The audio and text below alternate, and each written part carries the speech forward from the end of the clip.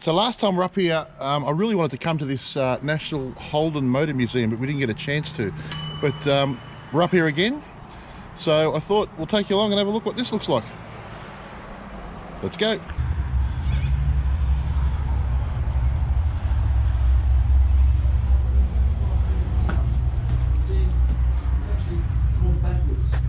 How you going? How you going? He likes to chat. What are you going to say to you? All right, I'll go with him. Oh, shit. Oh, I didn't put my makeup on this morning. Yeah, all right. So here we are with Tony Galea. Tony Galea. Oh, I'm a Malteser. Look Yeah, out. Maltese. Hey, don't make a Maltese cross, okay? That's right. You know they make a cross. Yeah, Poke in the eye. yeah, poke in the eye, exactly. So we're at the National Australian Holden Museum. National Holden Motor Museum, yeah. National Holden Motor Museum. So how long has this been going for? The museum in Echuca has been going for about 28 years. 28 years. Okay. Yeah. And so how long? You know, we're constantly updating the collection. Is it? Continuously. There's a lot of the cars in the museum are privately owned. Yep. That's how we change our displays. Yep. The museum does own some of the cars, yep, but majority are privately owned. So cars are coming and going all the time.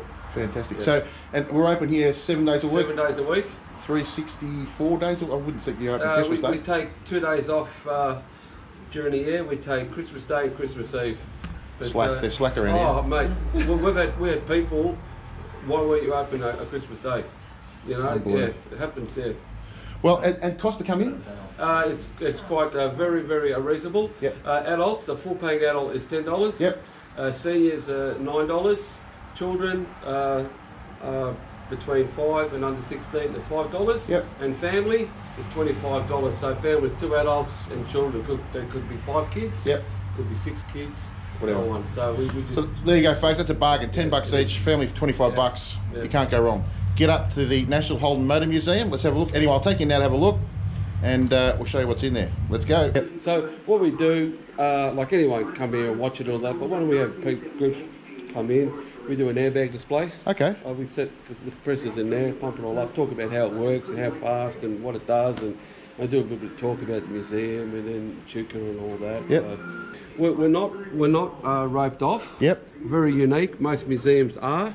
And as you know, a lot of museums, everything's hard up against each other. Yep. We've got space. We allow people to walk around the cars, awesome, have a closer look, because it's not all about the cars. It's about memories. Yep. You know, trip down a memory lane. So we'll, you know, they look through the window as long as they don't touch, and you know, if they've got bags, we say, you know, be careful and all that. So we range from 1948, the FX Holden. That's our oldest car here. Yep. Okay, so we go through the years. Most of them are in order, and then as you get around the other side, yep, we have 3 last cars here. Okay. And all 3 of them are new cars, have not been on the road, never been registered. We've got the last SS Redline Ute. So that's production finished, well, Holden stopped production the 20th of October 2017, but basically they've finished their last cars on the 18th. We've got the last Ute that came off, and the last WN Caprice as well, yep, both brand new cars. And something very unique is that's a 1984 Wb Statesman Caprice. Hang on, let's have a look at it. That's the last one ever made. Really? What happened there is when they finished production, so they're making the Commodores. A couple of motorbikes too. Yep, we have. When they finished production, yep, some of the employees got together and said, oh, we've got enough parts to build one more car. So they got together, they built this on the 21st of December 1984. They didn't have enough interior, so because Holden had their own trim department, yep, so they built they made their own interior. So it's a 308 and all that. It's got 20 kilometres on it. It's just driven around the plant. It's got no compliance plates and all that. This is my mum's favourite car. Oh, I see. Yeah, okay. So that's a Caprice, and that's the last Caprice. So the 2 last cars. Yep. So both new cars, and then the black one it's basically an SS a Commodore. Yep. It's a new car as well, but it's 2013 model, so it's a VF Series 1. Right. It's what we made in Australia to export. So okay, it's badged as a Chevy SS. Yep. So yeah. So. And that over in the corner, that's a Monaro, yeah? That's a GTO. It's HSV. Yep. They didn't call them Monaros. They called them a GTO Coupe. Yeah, okay, right. It is a Monaro. Yeah. This is HSV 427. Yep. So 7 litre, 2008 model. It's a pretty rare car. They only made 137 of them. They wanted to make 427, but the market was down. Yep. You know, the finance and all that. So, and they're very costly. They're over 160,000 to buy. This one here. Sorry. This one here, the GDS Maloon. Yep. This is build number 1. This is a pre-production car. They built 2. They were the new colour. So this is the promo car, the advertising car, and the other car was the engineering car. It's the one that Top Gear used. Yes. Yep. In the mines. So this is the one that had all the nice stuff done to it. It's on the brochure. This is the same car. This is the one that Gas Tander drove around Sandown and all that. So when this car came out, so they built the 2. They were sold over the internet. Yep. And they were pre-sold in 24 hours. They made 240 of them, and so this, at the time, it was the most powerfulest ute ever built in the world. So it's 430 kilowatt, supercharged. Yeah. So at the time, and that's the last ute that was made in Australia. And what's this ute here? That's an EK, a 1961, 62 EK ute. So that was my dad's first car. Okay, yeah. So that's one of Mark's car. Okay. So he's got a couple of utes he keeps in here. He took his FC out the other day. He's doing some work to it. So this is a modified. And this came standard with a GPS when it came out? No, this car gets driven. So Yep. It's a beauty. It's got a Holden red motor. Look at that. With triple carbies. Yeah. So yeah, it goes good. Magnificent. This one here Yep. is owned by Shane Jacobson. Okay, yeah. So this was in the movie Charlie and Boots. Yes. With Paul Hogan. They filmed some of it in the Holden Museum. So that's on loan to us. We enjoy having Shane's car here because he always promotes us. Yep. Yeah, every time he does media I was talking work. to somebody just the other day who was talking about, they'd been talking to Shane Jacobson about his car. Yeah. So this is not a real car. This is a model. So this is a WH Statesman. Right. So Holden built it. They sent it around the world. Stick your finger where the indicator should be. Yep. And you feel it's all timber and fiberglass. Oh, yeah, okay. So it's got a motor and everything so they could move it. Yep. I believe it cost them about $5 million to make. So they could change it from left to right-hand drive. Took about 8 hours. Yep. It went around the world to gauge interest. Yep.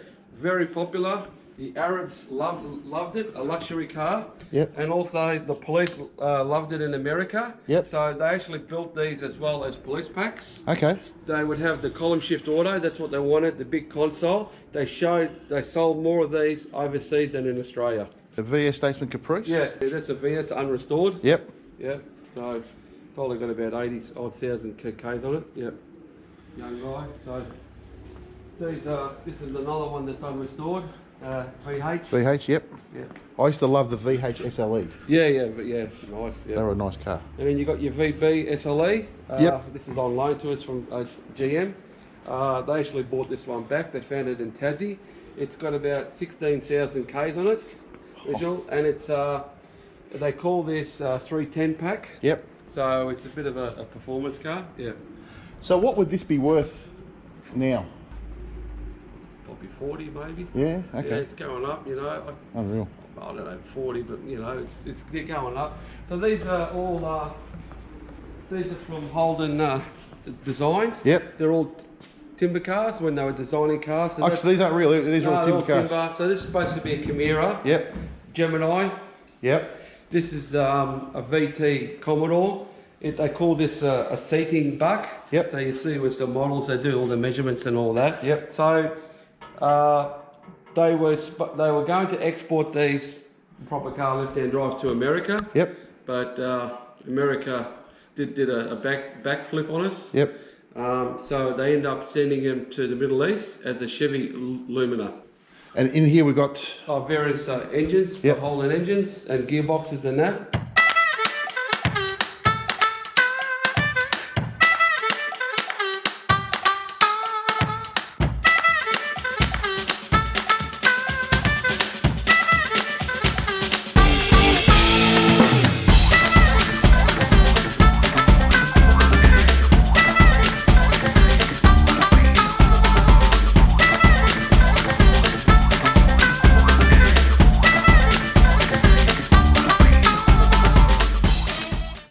HD Holden, 1965.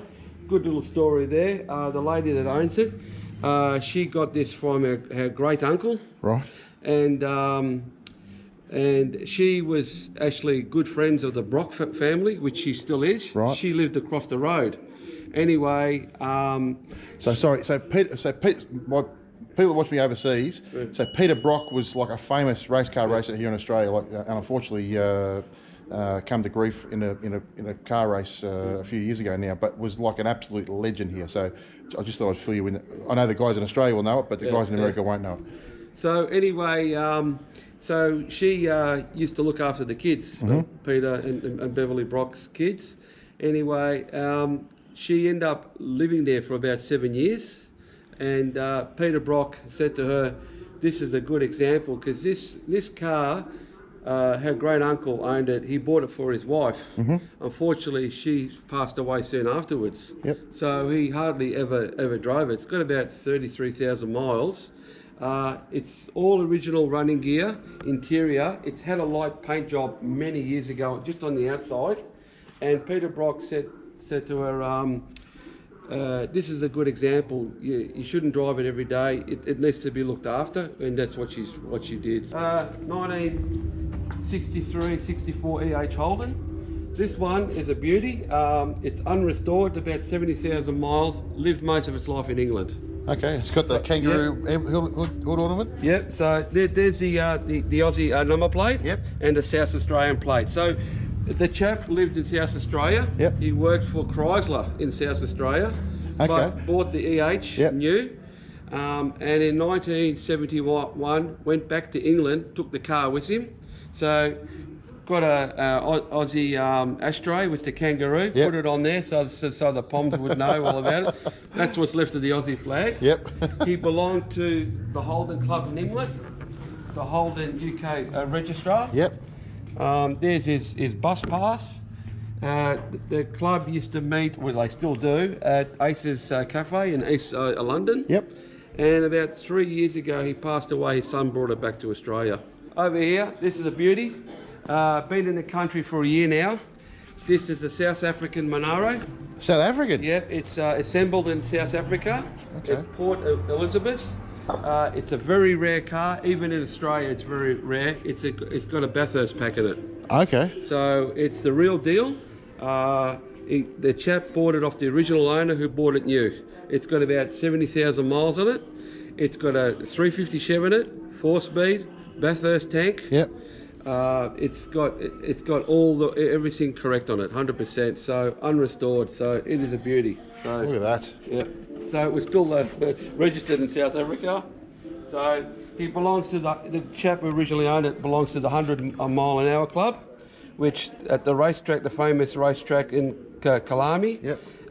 He broke the 100-mile-an-hour record 4 times. So the quickest time he was 119.199 miles per hour. So there's your 1962 EJ Holden Ute. This has been restored many years ago. Yep. Yeah. No one loaned to us. They're a popular one, Yes. especially in the country. This one here is a 1961 Ek Holden Sedan. It's unrestored, 100% original. It's bill number 4. Number 4 off the production line, and we believe the first automatic that ever came out. So the original lady that owned it, she bought it from Preston Motors in Melbourne, the main showroom. That's where my dad bought his from. Okay, well, there you go. Yeah. And it was on a revolving table. Yep. Because the first automatics, they were trying to promote them to lady drivers. Were they hydromatic? Hydromatic, Yeah. yeah. You remember the movie Grease? Yeah. Grease Lightning. Yeah, Grease Lightning. This was on a revolving table. It was fitted with many original accessories. That's the 1960-61 Fb Holden Wagon. Yep. So that was the first of this body style with the fins and all that. Look at that. This car's unrestored as well. It's another Unrestored? Unrestored, yep. Low mileage car. That's crazy. That's in crazy good nick for unrestored. Not bad. Unbelievable. Over here, It's been restored, the 1963-64 Hr Holden. That's the base model. So it's not a special or a Premiere, it's a standard. They call it a standard base model. So it's the 149, and it's bill number 49M, which means it's in the standard. The 215 means it's a standard. Yep. M means it's a Melbourne car. Okay. Oh, M, sorry, manual. Yep. 49, bill number 49, Melbourne. Yep. Yep. And we still got the pillar-mounted rear view mirror there. Yeah, yep. They did. 1966 Hr Holden Premiere X2. It's a genuine X2. It's got the twin carbies, the headers on it. Yeah, so that's a good example. This one. Beautiful. Yeah.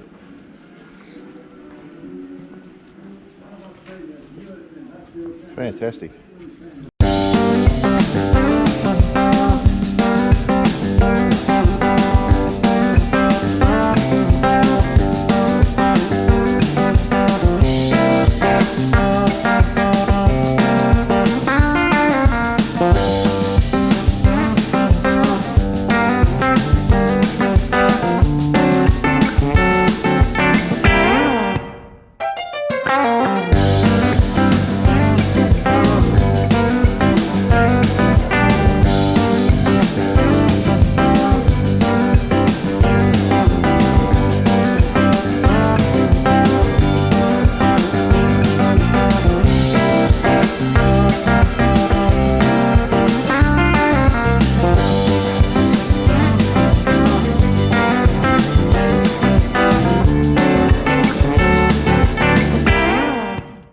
Well, mate, I've got to say that was a fantastic little show for us. Really, really appreciate it.